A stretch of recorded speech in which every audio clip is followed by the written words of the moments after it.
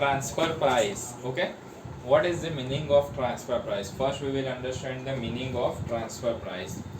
It means one department purchase the goods from another department of the same company or same industry. Okay, at which price the company has purchased these goods is known as a transfer price. Okay, meaning શું થાય એટલું ધ્યાનથી પહેલા સમજી લો. કોઈ બી one department હોય, એ one department હોય બરાબર છે, એ વન ડિપાર્ટમેન્ટ કોઈ બી આઇટમ પરચેસ કરતો હોય એના સેકન્ડ ડિપાર્ટમેન્ટ જોડેથી. હવે એ કયા ડિપાર્ટમેન્ટ જોડેથી કેટલા રૂપિયામાં કેટલી પ્રાઇસમાં અહીંયા આગળ પરચેસ કરશે બરાબર છે, અને એ ડિપાર્ટમેન્ટ પણ કેવો હોવો જોઈએ? સેમ જ કંપનીના હોવા જોઈએ બંને ડિપાર્ટમેન્ટ્સ બરાબર. એ જે પ્રાઇસે તે પરચેસ કરે એને જ કહેવાય ટ્રાન્સફર પ્રાઇસ બરાબર. તે ટ્રાન્સફર પ્રાઇસ આપણે ભણવાની છે. હવે આ મેથડની અંદર આ ચેપ્ટરની અંદર એટલું યાદ રાખો કે બે મેથડ્સ તમારે યુઝ કરવી પડશે. એમાં ફર્સ્ટ મેથડ આવી આવશે કે જ્યાં આગળ તમારે પ્રોડક્ટ મિક્સ ક્રિએટ કરવો પડશે. પ્રોડક્ટ મિક્સનો મતલબ શું થાય એ વસ્તુ વિચારી લો કે પ્રોડક્ટ મિક્સ એટલે તમારી જોડે લિમિટેડ અવર્સ હોય બરાબર છે. લિમિટેડ અવર્સ હોય, હવે લિમિટેડ અવર્સમાંથી તમારે ત્યાં આગળ કોણ પ્રોડક્શન કેટલું કરવું બરાબર છે એ વસ્તુ અહીંયા આગળ તમારે ધ્યાનમાં રાખવાની આવશે બરાબર. તો જુઓ સમ નંબર 4 ઓપન કરો, page number 38, sum number 4 open કરો, page number 38, sum number 4, page number 38. Okay, first methods છે.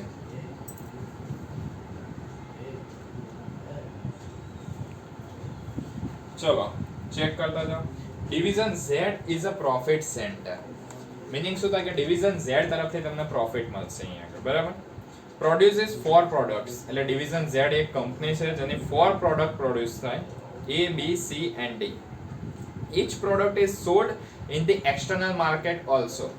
આ બધી જ પ્રોડક્ટો રહી એને આપણે એક્સટર્નલ માર્કેટમાં પણ સેલ કરીશું. Data for the period is as follows. એમાં માર્કેટ પ્રાઇસ પર યુનિટ. માર્કેટ પ્રાઇસ પર યુનિટનો મતલબ થાય કે માર્કેટમાં આપણે જ્યારે સેલિંગ કરવા જઈએ બરાબર તે પર યુનિટ આપણું આટલું રિયલાઇઝ થશે. સેકન્ડ, વેરિયેબલ કોસ્ટ પર યુનિટ. ઓકે, સેલિંગ પ્રાઇસ પર યુનિટ ઇઝ ગિવન, એમાંથી આપણે વેરિયેબલ કોસ્ટ પર યુનિટને લેસ કરી દઈએ તો આપણો આન્સર શું મળી જશે? કોન્ટ્રીબ્યુશન પર યુનિટ. ઓકે, હવે એની ઉપરથી લેબર અવર્સ રિક્વાયર્ડ આપેલા છે. જો એક યુનિટ પ્રિપેર કરવું હોય તો એના માટે કેટલા લેબર અવર્સ રિક્વાયર થશે એ તમને આપેલું જ છે બરાબર. Next, product D can be transferred to division Y but the maximum quantity that might be required for transfer is 2500 units of D બરાબર. હવે એક નવું ડિવિઝન આવ્યું. ડિવિઝન કયું આવ્યું? Y બરાબર. ડિવિઝન Y ને કોની જરૂર છે? તો પ્રોડક્ટ D એની રિક્વાયરમેન્ટ કરી રહ્યું છે બરાબર. બટ એમાં પણ પાછા મેક્સિમમ યુનિટ તો કેટલા? 2500 જ. કમ્પલસરી તમારે 2500 યુનિટ્સ એમને સપ્લાય કરી આપવાના બરાબર, એનાથી ઓછું નહીં. હવે નેક્સ્ટ જોતા જાઓ તો મેક્સિમમ સેલ્સ. તો મેક્સિમમ સેલ્સ કેટલું છે? એમાં પ્રોડક્ટ A કેટલું કરશે? તો 2800 units, product B 2500 units, 2300 units and 1600. Next, division Y can purchase the same product at a slightly cheaper price of 125 per unit instead of receiving transfer of product D from the division Z બરાબર.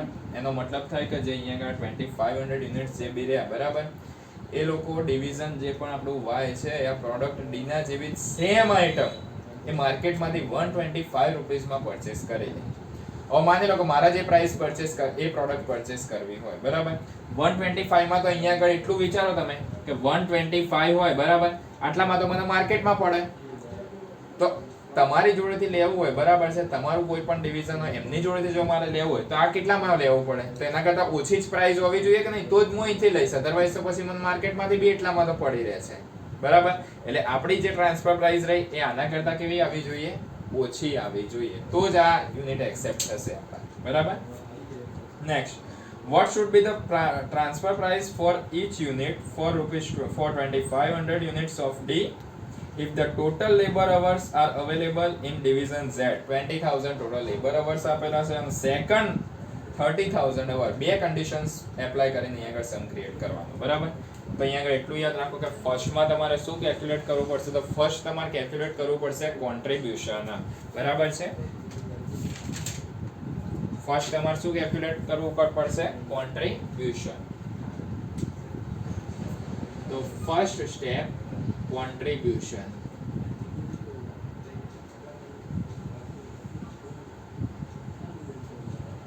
ચલો contribution હવે કઈ રીતે find out થાય? તો એના માટે એક બોક્સ ક્રિએટ કરવું પડશે. કેટલા ડિવિઝન આપેલા છે તમને? 4. બરાબર? A, B, C and D.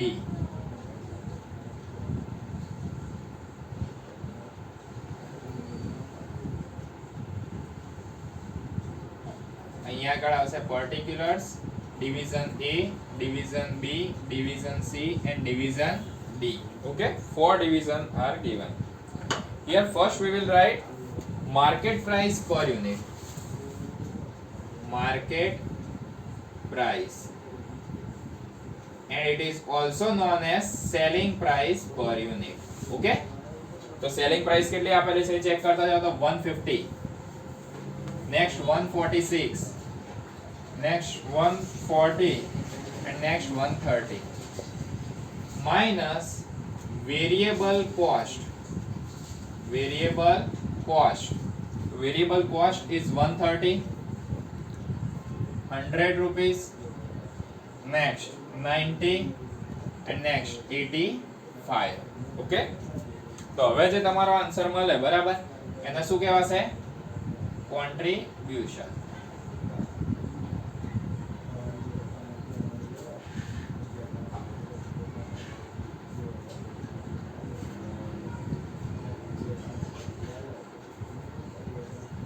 હવે જે આન્સર આવે એને કહેવાય કોન્ટ્રીબ્યુશન.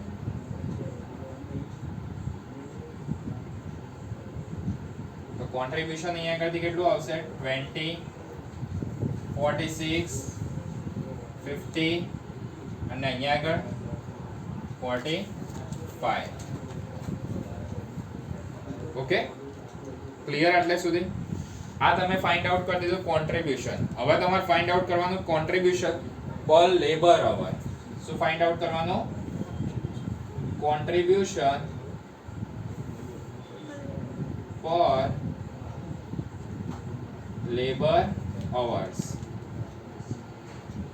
હવે એક પોઈન્ટ અહીંયા આગળ મેં તમને શું કીધું? આ કોન્ટ્રીબ્યુશન પર યુનિટ મળ્યું કહેવાય. આને કયું કોન્ટ્રીબ્યુશન કહેવાય? પર યુનિટ. બરાબર? હવે તમારે ફાઇન્ડ આઉટ શું કરવાનું? પર લેબર અવર્સ. બરાબર?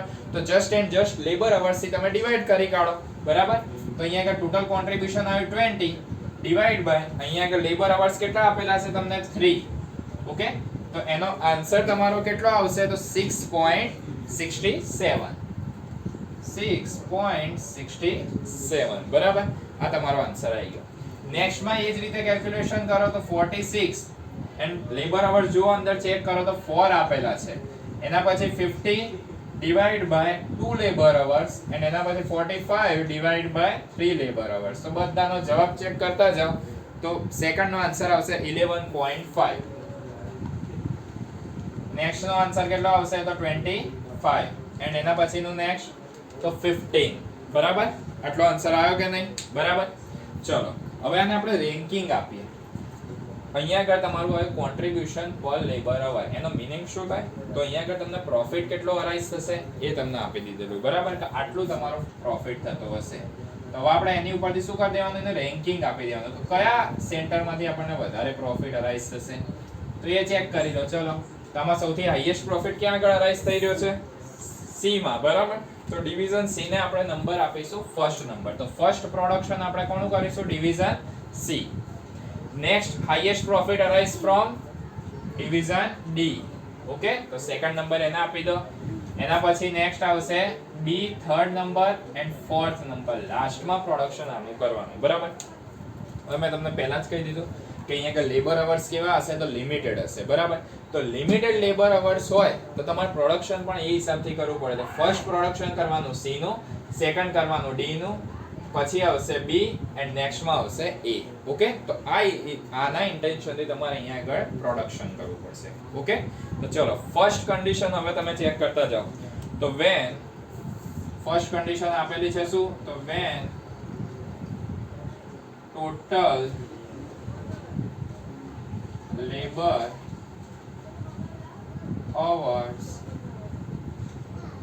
is 20,000. ઓકે, જ્યારે તમારા અહીંયા આગળ ટોટલ લેબર અવર 20,000 જ તમને આપેલા હોય, બરાબર, તો તમે કઈ રીતે કરશો?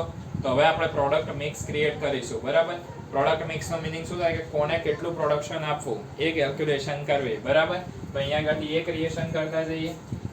તો ચલો એક બોક્સ બનાવી દો.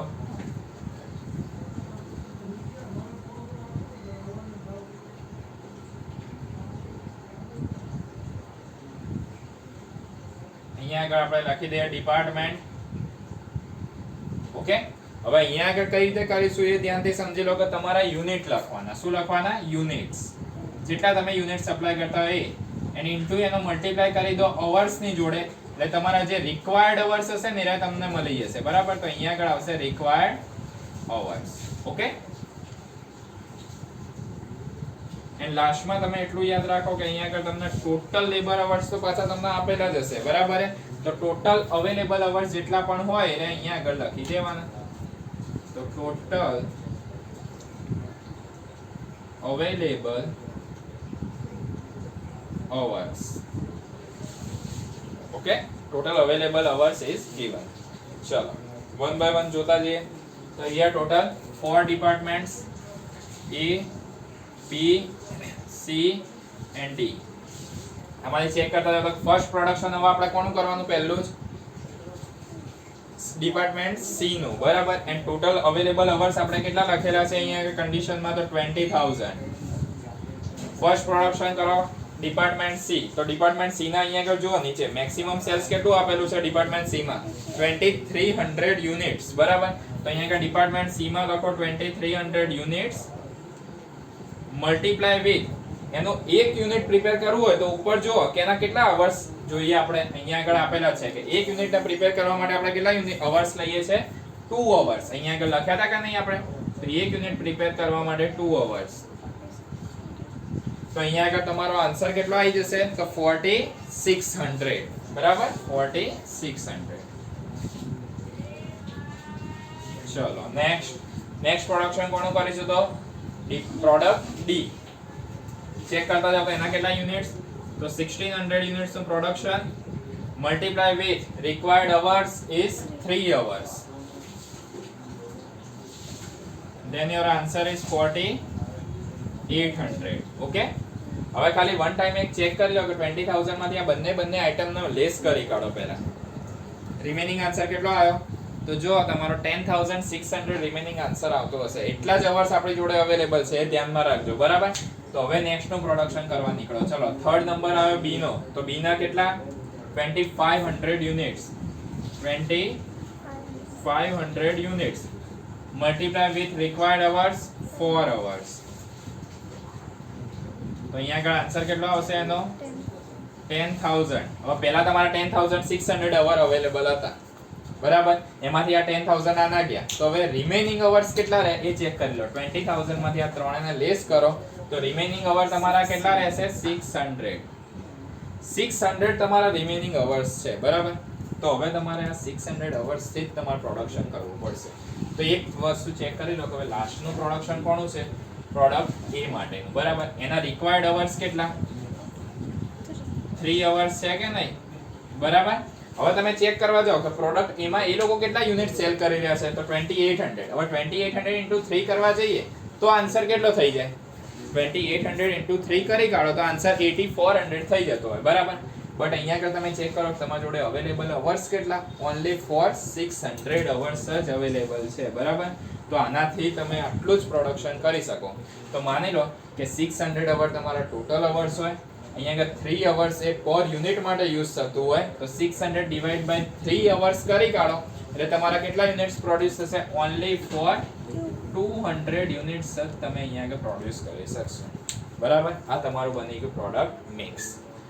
હવે તમે એક વસ્તુ વિચારો કે 2800 એમના બનાવવાના હતા, ઓનલી ફોર પ્રિપેર કેટલા થયા 200, અને પાછું ડિવિઝન અહીંયા આગળ y આવી ગયું, એ શેની ડિમાન્ડ કરી રહ્યું છે પ્રોડક્ટ ડી ની, બરાબર. તો હવે એને કઈ રીતે આપીશું એ આપણે ચેકિંગ કરવાનું છે, બરાબર. હજુ સુધી સમ ઇન્ટરવલ પણ ના પડ્યું કહેવાય, હજુ કન્ટિન્યુ રાખજો, બરાબર. ચલો તો હવે નેક્સ્ટ સ્ટેપ અહીંયા આગળ શું કરીશું કે here division y asking to prepare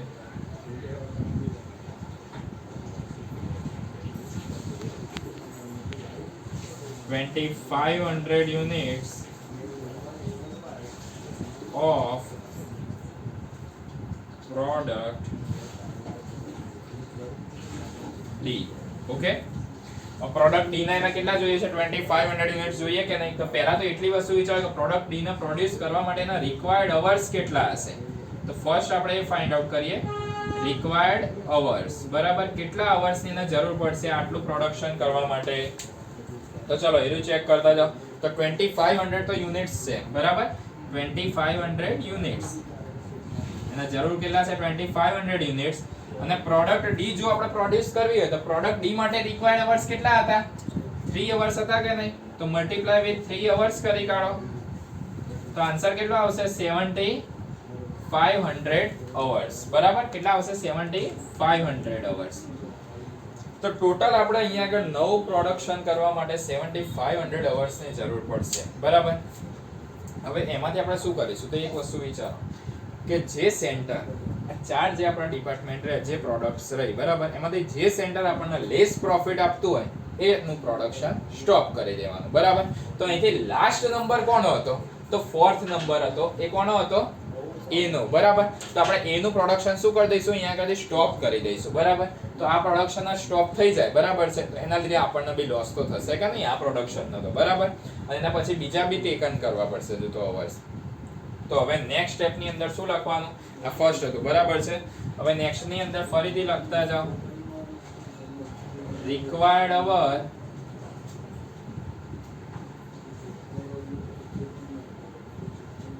taken from, required hours taken from, ક્યાં ક્યાંથી આપણે ટેકન કરીશું એ અહીંયા આગળ લખીએ છીએ, બરાબર છે. તો એમાં જુઓ ચલો તો પ્રોડક્ટ એ આમાંથી સૌથી લેસ પ્રોફિટ આપતી પ્રોડક્ટ કઈ છે એ. તો એ નું લઈ લો પેલા અવર્સ, એના પ્રોડક્શન ને બંધ કરી દો. ચલો તો પ્રોડક્ટ એ એની જોડેથી કેટલા લઈશું એની અહીંયા આગળ કેટલા અવર્સ હતા અહીંયા આગળ એની જોડે 600 અવર્સ અવેલેબલ હતા, બરાબર. બટ આપણે કેટલા જોઈએ છે 7500 અવર્સ જોઈએ છે, બરાબર. તો હજુ બી આપણે બીજા કેટલા લેવા પડશે 6900 અવર્સ, બરાબર. તો એક કોની જોડે લઈશું ચલો ચોથાનું પ્રોડક્શન બંધ થઈ ગયું. તો હવે લાસ્ટ બીજું કોણ વધે થર્ડ નંબર એટલે બી, પ્રોડક્ટ બી. પ્રોડક્ટ બી ના અહીંયા આગળ અવર્સ કેટલા હતા 10000, બરાબર. 10000 માંથી આપણે કેટલા જોઈએ છે 6900. તો એ તો ઈઝીલી મળી રહેશે કે નહીં. તો અહીંયા આગળ લખી દો પ્રોડક્ટ બી, પ્રોડક્ટ બી, બરાબર. તો પ્રોડક્ટ બી ની જોડેથી બી અહીંયા આગળ અવર્સ લઈ લીધા આપણે, એની જોડેથી કેટલા લીધા 6900, બરાબર. 6900 એટલે આપણા ટોટલ 7500 અવર્સ થઈ ગયા કે નહીં, બરાબર. હવે માની લો કે આટલા અવર્સ આપણે આમની જોડેથી લઈ લીધા, બરાબર. તો એમનું પ્રોડક્શન બંધ થતું હોય, બરાબર. તો એના કહેવાય લોસ ઓફ, અહીંયા આગળ તમારે પ્રોડક્શન ફાઇન્ડ આઉટ કરવું પડશે. એમનું પ્રોડક્શન એટલું ઓછું થયું કે નહીં, બરાબર છે. તો એના માટે તમારે શું ફાઇન્ડ આઉટ કરવું પડશે લોસ ઓફ પ્રોડક્શન. તો ચલો હવે ફાઇન્ડ આઉટ કરો loss of production. Loss of production, બરાબર. તો લોસ ઓફ પ્રોડક્શન માં પ્રોડક્ટ એ નો કેટલો લોસ થયો એ ફર્સ્ટ આપણે ચેક કરી લઈએ. તો પ્રોડક્ટ એ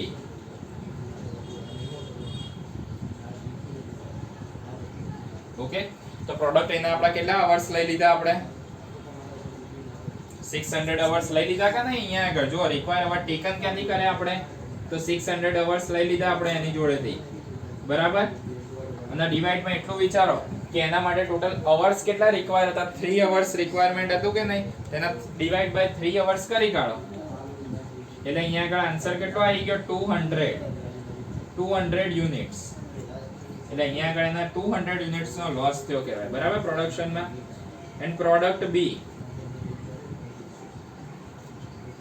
તો પ્રોડક્ટ બી માં ચેક કરવા જાઓ તો પ્રોડક્ટ બી નો ટોટલ અહીંયા આગળ આપણે કેટલા અવર્સ લઈ લીધા 6900 અવર્સ લઈ લીધા એમની જોડેથી. તો 6900 અવર્સ ડિવાઇડ બાય એમના અવર્સ કેટલા હતા તો 4 અવર હતા પર યુનિટ પ્રિપેર કરવા માટે. તો ટોટલ કેટલા યુનિટ્સ નો આપણને લોસ થયો હશે ત્યાં આગળ તો 1725 યુનિટ્સ. તો આટલું એમના પ્રોડક્શનમાં શું થયું લોસ થયો બરાબર. હવે જે આ પ્રોડક્શનમાં જેટલો લોસ થયેલો હોય બરાબર તેની સામે તમારે શું ફાઇન્ડ આઉટ કરવું પડશે તો લોસ ઓફ કોન્ટ્રીબ્યુશન. હવે આ પ્રોડક્શનમાં લોસ થયો બરાબર તો તમારા કોન્ટ્રીબ્યુશનમાં પણ એટલો લોસ થયો હશે કે નહીં તો એ ફાઇન્ડ આઉટ કરવું પડશે. ચલો હવે જે અહીંયા આગળ લોસ ઓફ પ્રોડક્શન થયું બરાબર છે એના લીધે આપણે શું ફાઇન્ડ આઉટ કરવું પડશે નેક્સ્ટ સ્ટેપમાં loss of contribution. Loss of contribution, કોન્ટ્રીબ્યુશનમાં એમનો કેટલો લોસ થયો એ રે ફાઇન્ડ આઉટ કરી લઈએ બરાબર છે. તો લોસ ઓફ કોન્ટ્રીબ્યુશનમાં ચેક કરતા જાઓ. ચલો પ્રોડક્ટ એ ફર્સ્ટ લખીએ પ્રોડક્ટ એ. તો પ્રોડક્ટ એના કેટલા યુનિટ્સ આપણે સ્ટોપ કરી દીધા પ્રિપેર કરવાના 200 યુનિટ્સ ને સ્ટોપ કર્યા. તો 200 યુનિટ્સ એમાંથી કોન્ટ્રીબ્યુશન પર યુનિટ આપણને કેટલું મળતું હતું પ્રોડક્ટ એ માટે તો કોન્ટ્રીબ્યુશન પર યુનિટ કેટલું હતું 20 રૂપીસ. તો આન્સર કેટલો આવશે 4000 રૂપીસ બરાબર છે. આન્સર કેટલો આવ્યો 4000 રૂપીસ. ચલો નેક્સ્ટ ચેક કરતા જાઓ. તો પ્રોડક્ટ બી, તો પ્રોડક્ટ બી માટે ચેક કરો તો ટોટલ આપણે કેટલા યુનિટ્સ નો સ્ટોપેજ લઈ દીધું 1725 યુનિટ્સ. તો 1725 યુનિટ ઇન્ટુ કોન્ટ્રીબ્યુશન પર યુનિટ પ્રોડક્ટ બી માટે કેટલું હતું તો 46 રૂપીસ. તો 46 રૂપીસ જો એનું કોન્ટ્રીબ્યુશન હોય તો ટોટલ કેટલા રૂપીસ નો આવે 79350 રૂપીસ. તો ટોટલ આપણો લોસ કેટલો થયો કહેવાય તો 79350 પ્લસ 4000 એટલે 83350 રૂપીસ નો આપણને ટોટલ લોસ ઓફ કોન્ટ્રીબ્યુશન થયો બરાબર.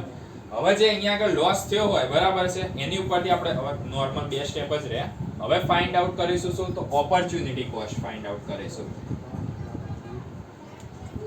ઓપોર્ચ્યુનિટી કોસ્ટ બરાબર. તો ઓપોર્ચ્યુનિટી કોસ્ટ તમે કઈ રીતે ફાઇન્ડ આઉટ કરી શકો સિમ્પલ ટેકનિક. જો અહીંયા આગળ તમારા ટોટલ લોસ કેટલો આવ્યો તો 83350 આવ્યો કે નહીં.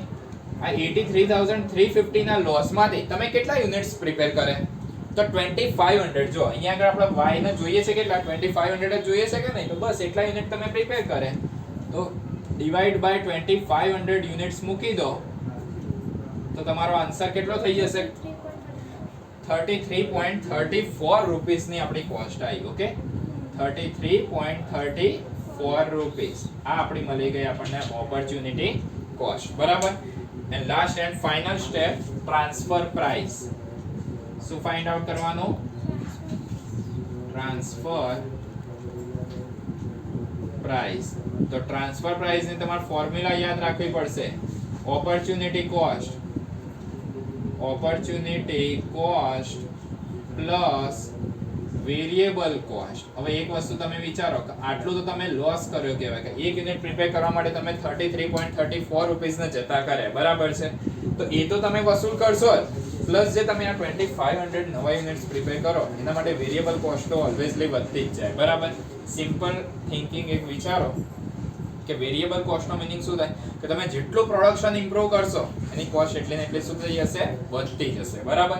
અને અહીંયા આગળ ચેક કરો કે આપણે કઈ પ્રોડક્ટ પ્રિપેર કરી રહ્યા છે તો પ્રોડક્ટ ડી. તો પ્રોડક્ટ ડી માટે પહેલા તો ઓપોર્ચ્યુનિટી કોસ્ટ લખી દઈએ તો 33.34 રૂપીસ તો ઓપોર્ચ્યુનિટી કોસ્ટ હતી બરાબર. પ્લસ પ્રોડક્ટ ડી પ્રિપેર કરી તો પ્રોડક્ટ ડી ની વેરિયેબલ કોસ્ટ કેટલી છે તો 85 રૂપીસ. તો 85 પ્લસ 33.34 તો આન્સર કેટલો આવશે તમારો 118.34 બરાબર 118.34 રૂપીસ. ચલો આ મળી ગઈ આપણને ટ્રાન્સફર પ્રાઇસ. હવે તમે એક વસ્તુ ચેક કરવા જાઓ તો તો એ લોકોને એક્સટર્નલ માર્કેટમાંથી કેટલામાં મળતી હતી 125 માં મળતી હતી કે નહીં, બરાબર. તો નીચે લખી દેવાનું કે transfer price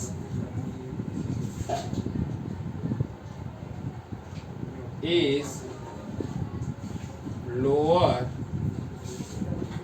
than market price, બરાબર. માર્કેટ પ્રાઇસ કરતા આપણે ટ્રાન્સફર પ્રાઇસ કેવી છે, ઓછી છે, એટલે એ લોકો અહીંયાથી જ પ્રોડક્ટને લઈ લેશે, બરાબર, પરચેસ કરી લેશે.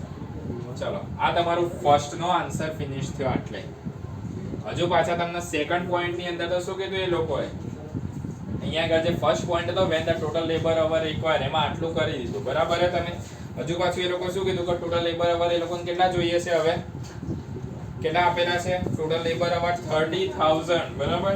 તો બસ આટલેથી પાછો સમ એટલો ને એટલો કેલ્ક્યુલેશન કરવાનો. તો second point when total labour hour is 30,000, બરાબર. 30,000 જો તમારા લેબર અવર્સ હોય તો તમે કેટલું પ્રોડક્શન કરશો, તો એઝ ઇટ ઇઝ અહીંના જેવું જ પ્રોડક્શન કરવાનું હોય. તો ચલો, એવા ને એવા સેમ કોલમ પ્રિપેર કરી દો અહીંયા આગળ.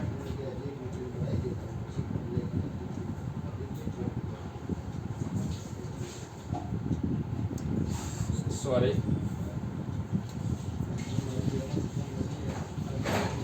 ચલો ડિપાર્ટમેન્ટ ફર્સ્ટ લખી દો, ડિપાર્ટમેન્ટ, બરાબર. પછી પાછું શું કરવાનું, યુનિટ્સ નો મલ્ટીપ્લાય કોની જોડે કરવાનો, તો અવર્સ ની જોડે,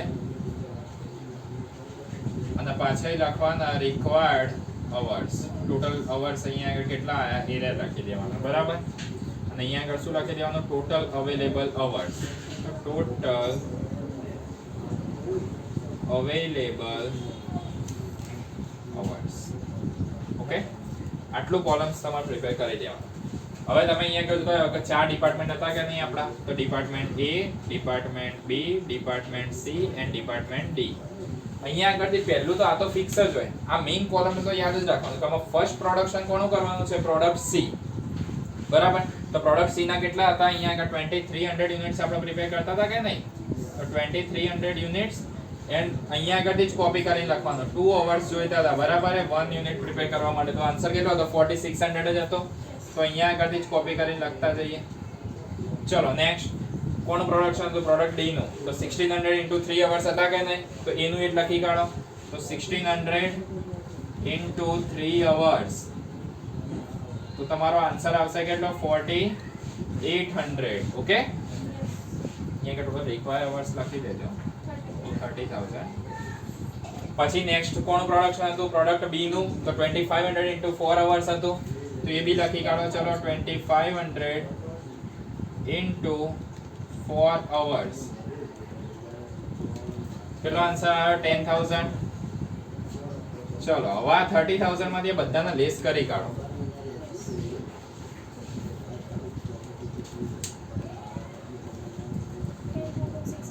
$10,600, બરાબર.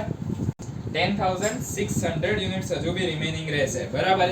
હવે ચલો ખાલી એકવાર ચેક કરો કે અહીંયા આગળ આપણે યાદ રાખી લો, સાઈડમાં લખી દઈએ કે 10,600 યુનિટ્સ હજુ બી આપણી જોડે છે, બરાબર. હવે તમે અહીંયા આગળ પ્રોડક્ટ A જો કરવાની હોય, બરાબર, તો પ્રોડક્ટ A માં જો તમે ચેક કરો કે મેક્સિમમ સેલ્સ કેટલું, 2800 યુનિટ્સ, બરાબર. તો લખો 2800 યુનિટ્સ મલ્ટીપ્લાય વિથ એના અવર્સ કેટલા, તો 3 અવર્સ રિક્વાયર્ડ થાય, બરાબર, પર યુનિટ માટે. તો 3 અવર્સ, તો આન્સર કેટલો આવ્યો, 8400. તમારી જોડે કેટલા હતા, 10,600, તો એમાંથી 8400 ને લેસ કરી કાઢો. 10,600 minus 8400, બરાબર. તો 2200 આ વખતે એવું આવ્યું કે રિમેનિંગ અવર્સ રહ્યા કહેવાય. શું રહ્યા કહેવાય, રિમેનિંગ અવર્સ. તો તમારા જે ટોટલ અવર્સ હતા, બરાબર, ટોટલ અવર્સ હતા એ 30,000 હતા, અને એમાંથી આ બધાનું ટોટલ એક વાર ખાલી કરી કાઢો તો ટોટલ અવર્સ માંથી બધાનું તો 27,800 ટોટલ અવર્સ થાય, બરાબર. 27,800 ટોટલ અવર્સ યુઝ કર્યા, તો રિમેનિંગ અવર્સ કેટલા રહ્યા, 2200, બરાબર. તો 2200 અવર્સ હજુ બી તમારી જોડે પડી રહેલા છે.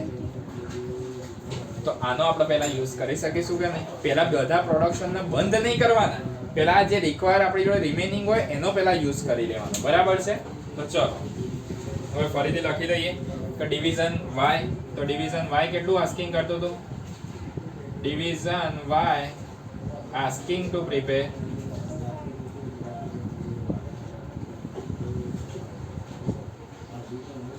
2500 units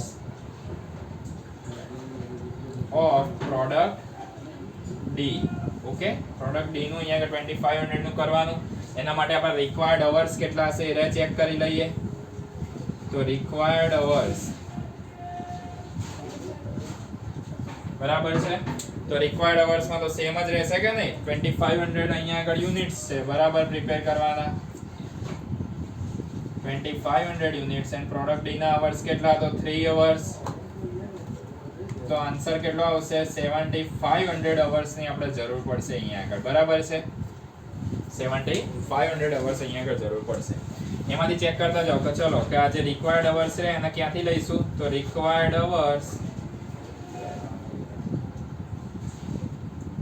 taken from, હવે એક વસ્તુ વિચારો કે આ વર્ષ ક્યાંથી લઈશું? તો પહેલા તમારા માઇન્ડમાં એક ક્લિયર હોવું જોઈએ કે આપણી જોડે જો 2200 અવર્સ તો પડેલા જ છે, બરાબર? તો પહેલા તમે એનો યુઝ કરી લો, બરાબર? તો અહીંયા આગળથી હું પહેલો એનો યુઝ કરીશ. તો અહીંયા આગળ લખું છું રિમેનિંગ અવર્સ. આ આપણે ક્યાંથી લીધા? રિમેનિંગ અવર્સ માંથી લઈ લીધા, બરાબર? તો રિમેનિંગ અવર્સ માંથી કેટલા લીધા? 2200, બરાબર? હજુ બી તમારે કેટલી જરૂર પડશે એ ચેક કરો. હજુ તમારે કેટલી જરૂર છે? તો 5300 અવર્સ રિક્વાયર્ડ છે, બરાબર? 5300 અવર્સ રિક્વાયર્ડ થશે. તો એ તમે ક્યાંથી લેશો? તો આમાંથી તમને સૌથી ઓછો પ્રોફિટ આપનારી કઈ પ્રોડક્ટ હતી? તો અહીંયા આગળ ફોર્થ નંબરમાં કોણ હતું? એ, બરાબર? એની જોડે કેટલા અવર્સ છે અહીંયા આગળ?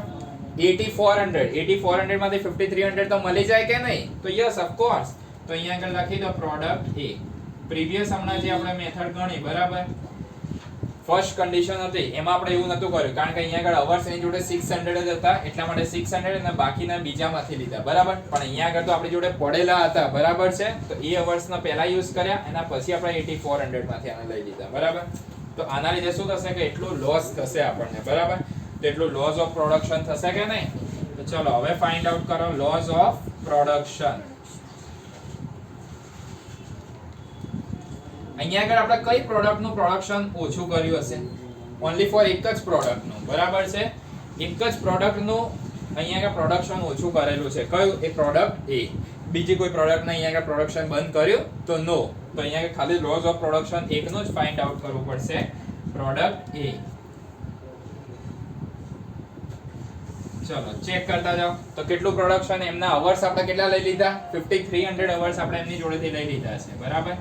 તો 5300 અવર્સ ડિવાઈડ બાય એમના પર લેબર અવર કેટલા હતા? તો 3 અવર્સ હતા, બરાબર છે? તો ડિવાઈડ બાય 3 અવર્સ કરી કાઢો એટલે તમારો આન્સર કેટલો આવશે? 1767, બરાબર? પોઈન્ટમાં આન્સર છે 1767 યુનિટ્સ. આટલા યુનિટ્સનું આપણે પ્રોડક્શન શું કરી દીધું? બંધ કરી દીધું, બરાબર છે? આટલા યુનિટનું આપણું પ્રોડક્શન બંધ થયું. હવે જે આ લોસ થયો પ્રોડક્શનનો એના લીધે લોસ શેમાં થશે? તો કોન્ટ્રીબ્યુશનમાં. તો અહીંયા આગળ લખવાનું loss of contribution. Loss of contribution. કેટલો લોસ થાય છે કોન્ટ્રીબ્યુશનનો? તો 1767 નું આપણે પ્રોડક્શનને બંધ કર્યું, બરાબર? સોરી, 1767 યુનિટ્સ નું, બરાબર? મલ્ટીપ્લાય વિથ અહીંયા contribution of product A is 20 rupees. તો ટોટલ આપણો લોસ કેટલો આવ્યો? 35340, બરાબર? તો એ લખી દઈએ અહીંયા આગળ 35340. આટલો આપણને ટોટલ લોસ થયેલો કહેવાય, બરાબર છે? આપણું શું થઈ ગયું કહેવાય? લોસ ઓફ કોન્ટ્રીબ્યુશન, બરાબર? નેક્સ્ટ શું ફાઇન્ડ આઉટ કરીશું? તો ઓપોર્ચ્યુનિટી કોસ્ટ. Opportunity cost. તો ઓપોર્ચ્યુનિટી કોસ્ટ ફાઇન્ડ આઉટ કરવા માટે શું કરવાનું? તો આપણો લોસ કેટલો આવ્યો ટોટલ? 35340 ડિવાઈડ બાય કેટલા યુનિટ્સ હતા? તો 2500 યુનિટ્સ આપણે પ્રોડ્યુસ કર્યા કે નહીં? તો તમારો આન્સર કેટલો આવે છે opportunity કોસ્ટનો?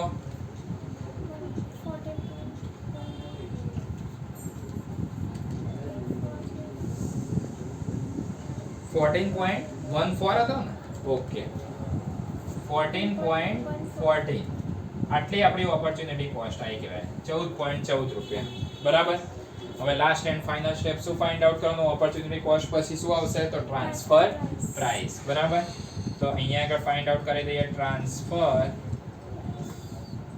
Price is equal to opportunity cost plus variable cost બરાબર તો opportunity cost તમારી કેટલી આવી તો 14.14 plus variable cost કેટલી હતી d ની 85 આપણે d યુનિટ પ્રોડ્યુસ કરીએ છીએ એના માઇન્ડમાં સેટ રાખજો તો 85 તો તમારો આન્સર કેટલો આવશે 99.14 રૂપીસ આટલામાં આપણે ટ્રાન્સફર કરીશું બરાબર અને એ લોકોને બહારથી કેટલામાં મળે છે 125 માં બરાબર તો આપણી ટ્રાન્સફર પ્રાઇસ કેવી આવી ઓછી આવી કે વધારે આવી ઓછી બરાબર તો લખી દેવાનું transfer price is less than the market price okay તો આટલે તમારો આયરો સમ ફિનિશ થાય ખાલી અહીંયા આગળ ધ્યાન એટલું જ રાખવાનું કે પહેલા મેઇન આ બનાવવાનું કોન્ટ્રીબ્યુશન બરાબર પછી બંને તમારા જે રિક્વાયર્ડ અવર્સ આપેલા છે એની પર તમે પ્રોડક્ટ મિક્સ ક્રિએટ કરી દો બરાબર છે એની નીચે સ્ટેપ તો સેમ જ છે આ લોકો માંગે તો પહેલા લખવાનું રિક્વાયર્ડ અવર્સ હવે રિક્વાયર્ડ અવર્સ આપણે એ ચેક કરવાનું છે કે આપણે લઈશું ક્યાંથી તો રિક્વાયર્ડ અવર્સ ટેકન ફ્રોમ જેટલા જોડેથી લેતા હોઈએ એનાથી હવે જેની જોડેથી આ અવર્સ આપણે લઈ લેતા હોઈએ તો એ પ્રોડક્ટનું પ્રોડક્શન શું થઈ જશે એટલું બંધ થઈ જશે તો એના લીધે શું થાય લોસ ઓફ પ્રોડક્શન થાય તો loss of production find out કરે હવે પ્રોડક્શનમાં લોસ થયો તો એટલું જ આપણો લોસ શેમાં થશે તો કોન્ટ્રીબ્યુશનમાં તો લોસ ઓફ કોન્ટ્રીબ્યુશન તમે ફાઇન્ડ આઉટ કરી દીધું બરાબર હવે કોન્ટ્રીબ્યુશન ફાઇન્ડ આઉટ કરો એના પછી ફાઇન્ડ આઉટ કરવાની ઓપોર્ચ્યુનિટી કોસ્ટ બરાબર તો ઓપોર્ચ્યુનિટી કોસ્ટ કઈ રીતે ફાઇન્ડ આઉટ થશે તો જેટલું આપણો અહીંયા આગળ લોસ થયેલો હોય બરાબર કોન્ટ્રીબ્યુશનનો ડિવાઇડ બાય આપણે જેટલા યુનિટ આપણે આપ્યા હોય 2500 એટલા કરી દેવાના અને લાસ્ટ સ્ટેપ આવશે ટ્રાન્સફર પ્રાઇસ તો ટ્રાન્સફર પ્રાઇસનો ફોર્મ્યુલા શું થશે તો opportunity cost plus variable cost બસ આટલું તમારે કરી કાઢો અને તમારા ફૂલ માર્ક્સ એલોટ થઈ જશે